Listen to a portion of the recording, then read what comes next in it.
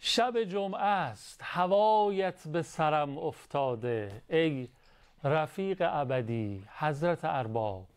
سلام به روی ماهتون، هم نفسای یاد خدا، بنده های خوب خدا. الهی که حالتون خوب باشه، سلامت و تندرست باشید، اوضاع بر وفق مرادتون باشه. همونطور که ملاحظه فرمودید ما برنامه رو امام حسینی شروع کردیم. چرا؟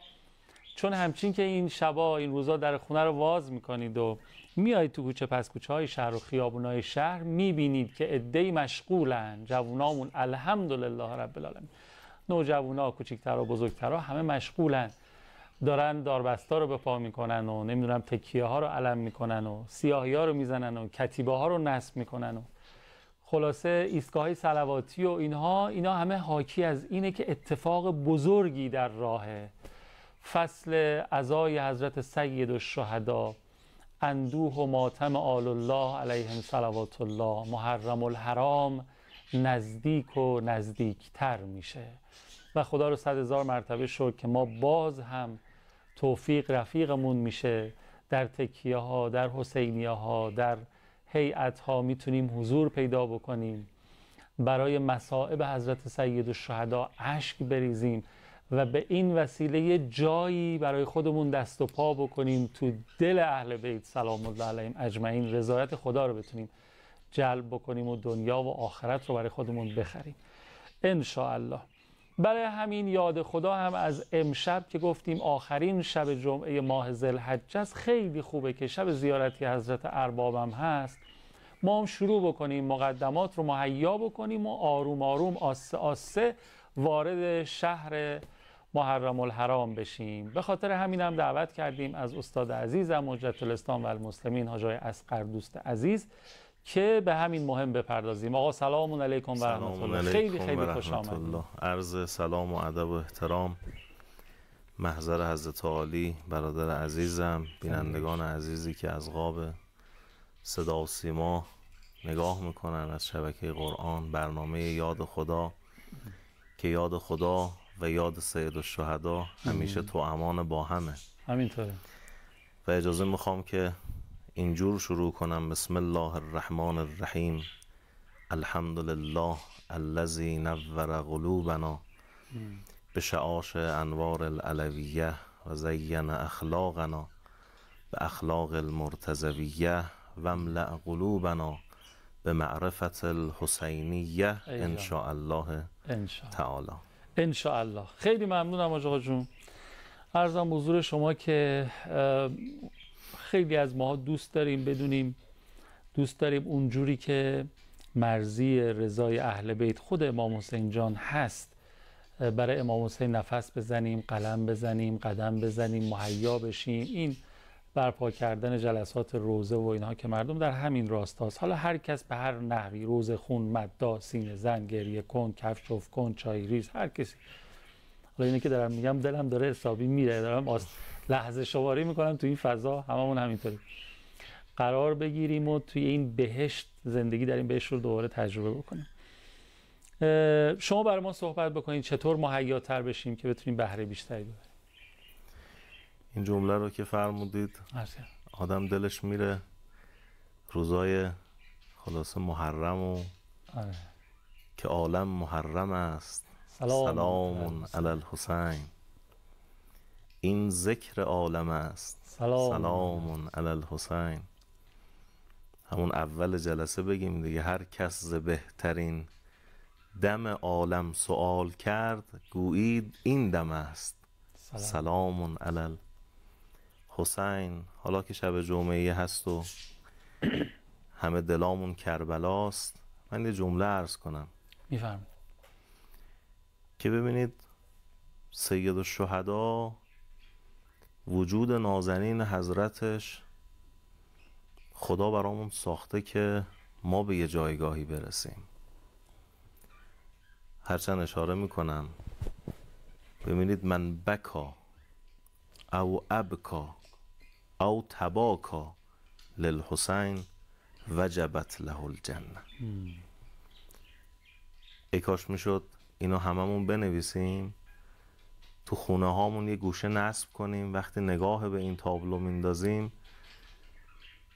ببینیم بهشت رو خدا برا ما درست کرده، داریم وارد جنت الحسین میشیم که هر کس گریه کند یا بگریاند یا عجیبتر این تکه از روایته که من گریم نمیگیره، تو روزه شرکت کردم گریم نگرفته، حالا به هر دلیلی.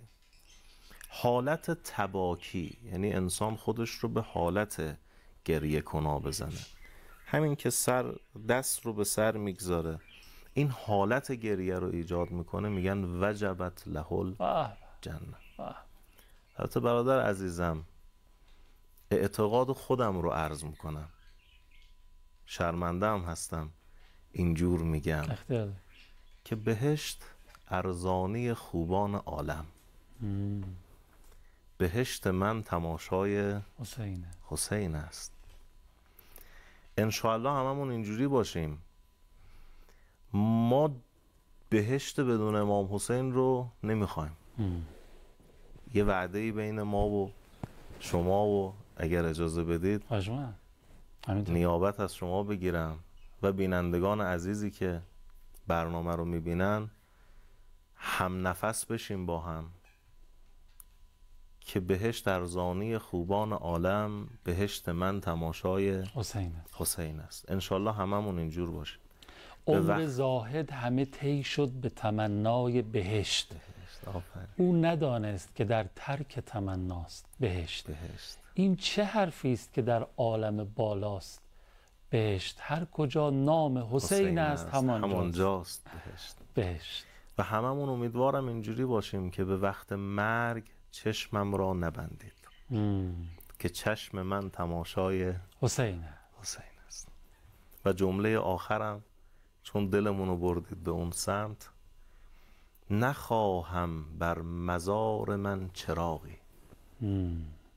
یعنی میشه خدایا این برا ما صدق بکنه، چراغم روی زیبای حسین است. امید و آمال و آرزومون اینه که آقا سیدالشهدا به هممون سر میزنه. فرمودن اگر کسی یک قطره اشک در مصائب ابا عبدالله الحسین علیه السلام از این چشمش جاری بشه، حضرت زهرا میخرتش. عجیب که اولین مستمع مجلس پرفیض حسین مادرش فاطمه زهراست. خدا میداند برکت ابا عبدالله تو زندگی های ماست. وجود حضرت دلهامون رو آماده میکنه بخوایم نزدیک محرم از آقا و مولامون سیدالشهدا بخوایم به ما ادب نوکری بده، توفیق نوکری بده. خدا میدونه حداقل خود من که الان چند روزیه که خلاصه میگذره از ما، همش نگران اینم نکنه به محرم نرسم. عمر دیگه دست خداست، نکنه محرم رو درک نکنم، نکنه نفسم تموم بشه نتونم حسین بگم. اما عالم محرم است دیگه. سلام علی الحسین. همین امشب شب جمعه دلامونو گره بزنیم، اول برنامه بگیم حسین جان ما ازت میخوایم ما رو به محرمت برسونیم. الهی آمین. ما رو برسون به اون ساعات و لحظه هایی که خوبان عالم میان خودشون رو خرج روضه تو سیدالشهدا کنن. وقتی مادرش حضرت زهرا سلام الله علیها ساق عرش این لباس خونی ابا عبدالله رو آویزان میکنه که ای اهل عالم دیگه محرم اومده. رضا شما میبینید نزدیک محرمم هست، دلای ماتم دیگه داره. همه اهل بیت هم از شب اول محرم هم دلا ویژه است. به قول وجود مقدس آقا و مولامون علی ابن موسی رضا علیه السلام که فرمود یبن الشبیب ان کنت باکیا لشی فبک للحسین.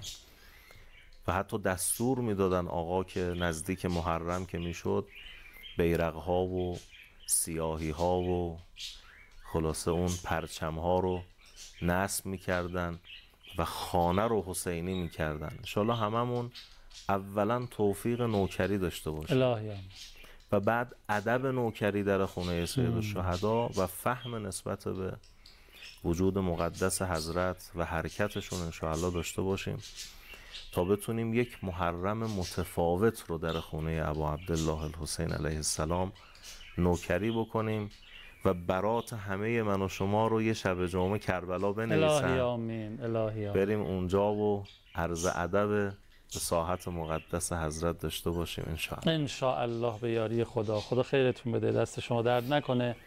ما یه فاصله از دوستانمون بگیریم و برگردیم و من یه سوال به نظرم مهم دارم ازتون میپرسم و استفاده میکنیم. اجازه هست؟ اللهم صل علی محمد و آل محمد و عجل فرجهم. با افتخار خدمت حاج آقای اصغر دوست عزیز هستم. عرض کردم میخوام یه سوال بپرسم، به نظرم سوال مهمیه.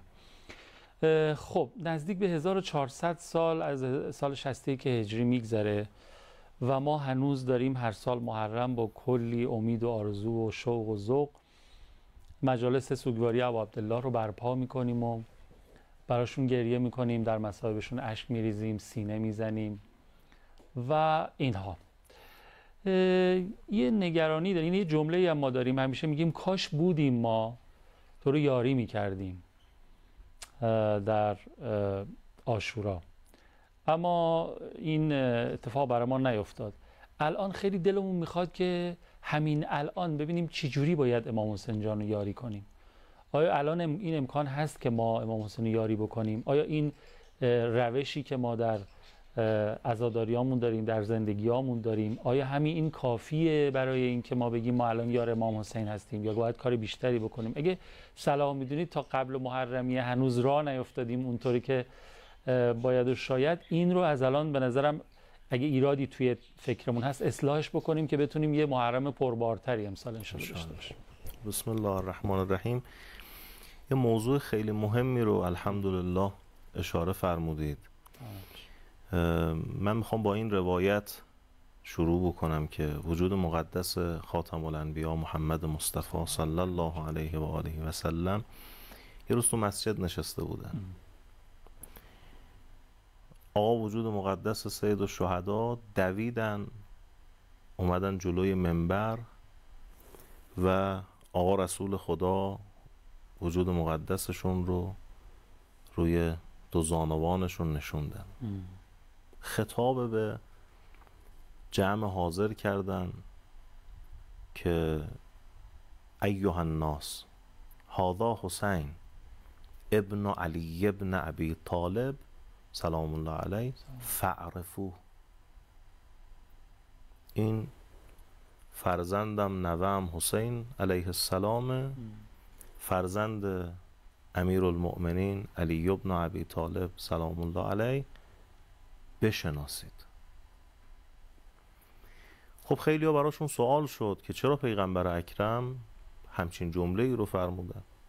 سوال کردن آقا ما که میشناسیم این حسین نوه شماست، مادرش فلانی حضرت وجود مقدس و نازنین فاطمه زهرا سلام الله علیها است، باباش هم امیر المؤمنین علی ابن ابی طالب علیه السلام. آقا رسول خدا اونجا فرمودن فعرفوه. شناخت، نه شناخت ظاهری، شناسنامه ای. من اجازه بدید یک وامی بگیرم از مقتل سید الشهدا.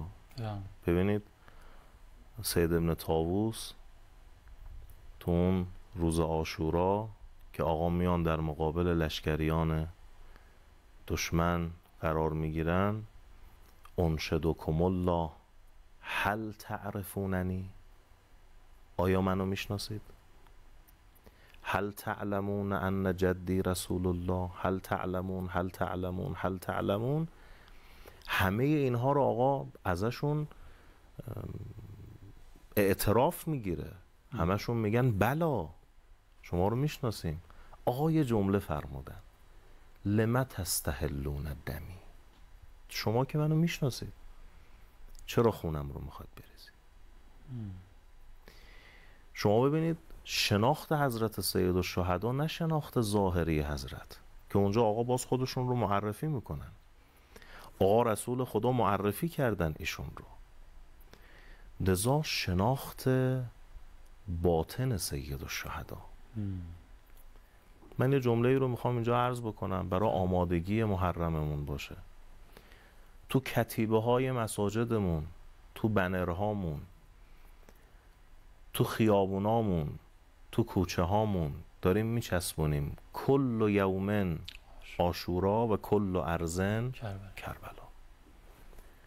من یه سوالی دارم، یعنی هر روز روز عاشورا و هر زمین زمین کربلاست. سوال من اینجا اینه، روز عاشورا که 1400 سال پیش تموم شد، کربلا هم که هممون این همه مسیر رو طی میکنیم برسیم به کربلا، انشالله روزی همه باشه 40 سیدالشهدا پیاده روی، این همه سختی و مسیر و راه بریم کربلا. خب چجور میشه کل یوم یعنی هر روز روز عاشورا باشه؟ چجور میشه کل ارزن کربلا هر زمینی زمین کربلا باشه؟ من یه جمله رو میخوام اینجا گره این جمله رو باز بکنم که ما هر روز ما باید مثل روز عاشورا آماده یاری امام باشیم و هر زمینی که درش قرار داریم مصداق اون آیه قرآن که و هم لا یفتنون، کربلا آزمایش شدن مسلمونا. من نمیخوام فقط بگم شیعیان حضرت، مسلمونا آزمایش شدن. شما اون داستان عبیدالله ابن حر جعفی رو بارها رو منابر عزیزان ما تقدیم کردن، بارها شنیدن، اما فذکر فان الذکری تنفع المؤمنین عرض میکنن. شما ببینید وقتی وجود مقدس سیدالشهدا راهی کربلا شدن، ظاهرا تو منطقه قطقطانیه نوشتن که عبیدالله ابن حر جعفی رو آقا اونجا خلاصه خیمه‌ش رو دیدن. آقا سیدالشهدا وقتی متوجه شدن ایشونه، خب معلومه که آقا میشناختن ایشون. بله. یکی از یارانشون رو فرستادن، گفتن شما برید با ایشون صحبت کنید بیاد به یاری ما. وقتی این یار حضرت رفت سمتش صحبت کرد، آقا سیدالشهدا حسین ابن علی سلام الله علیه تشریف آوردن. گفت که من راستش از کوفه اومدم بیرون برای اینکه با حسین ابن علی مواجه نشم. من از کوفه آمدم بیرون که آقا رو نبینم. دست بر قضا الان در مقابل حضرت، آقا سلام برسونید، من بیرون اومدنم برای اینکه یه وقتی توان یاری حضرت رو ندارم، خلاصه مواجه نشم با وجود مقدس سیدالشهدا. آقا که این جملات رو شنیدن از یارشون، خودشون سوار مرکب شدن رفتن پیش عبیدالله ابن حر جعفی، سلام علیکی شد، احترامی کرد به آقا. آقا هم صحبت کرد، طلب یاری از ایشون کرد. گفت که آقا من توان یاری شما رو ندارم، اما یه اسبی دارم در اختیار شما بذارم. که آقا اون جمله رو فرمودن، اون آیه قرآن که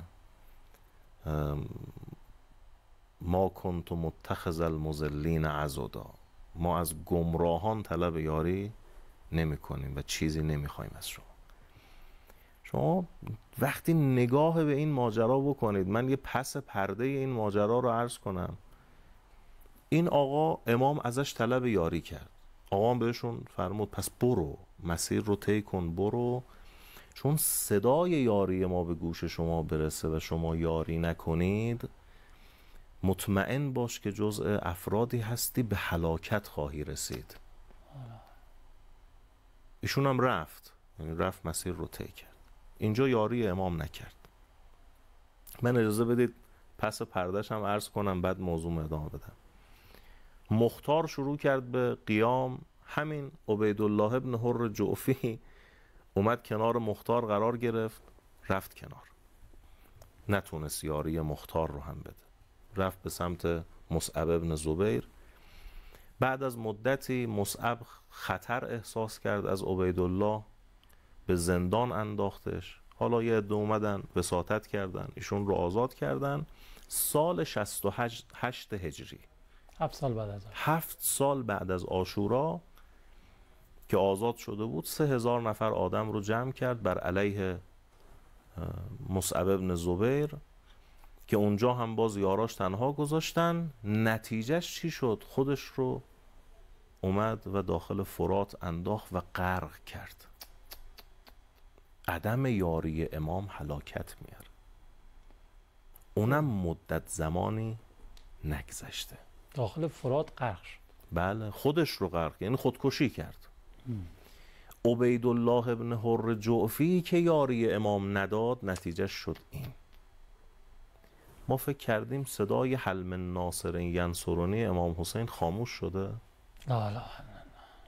نه، خاموش نشده.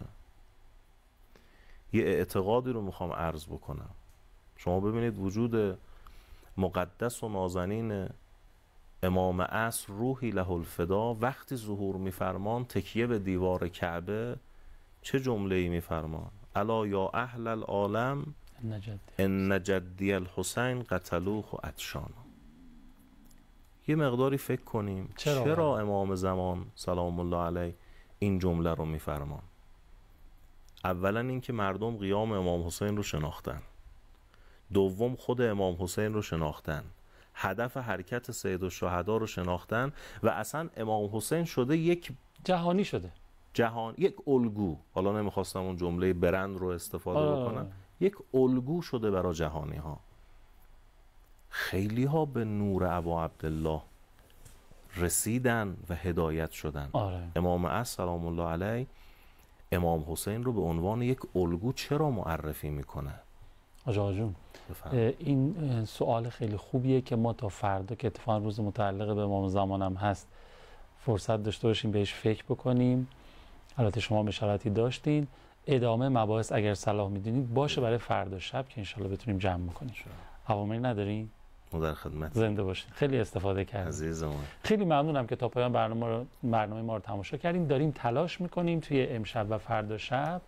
تلاش امشب اون که تمام شد، دعا بکنید تلاش فردا شبمون هم پربرکت تر از امشب باشه. مهیا بشیم قشنگ برای اینکه یک عزادار حقیقی باشیم برای ایام عزای سید الشهدا و بتونیم یاریگرشون باشیم الان بعد از 1400 سال از واقعه عاشورا ان شاء الله.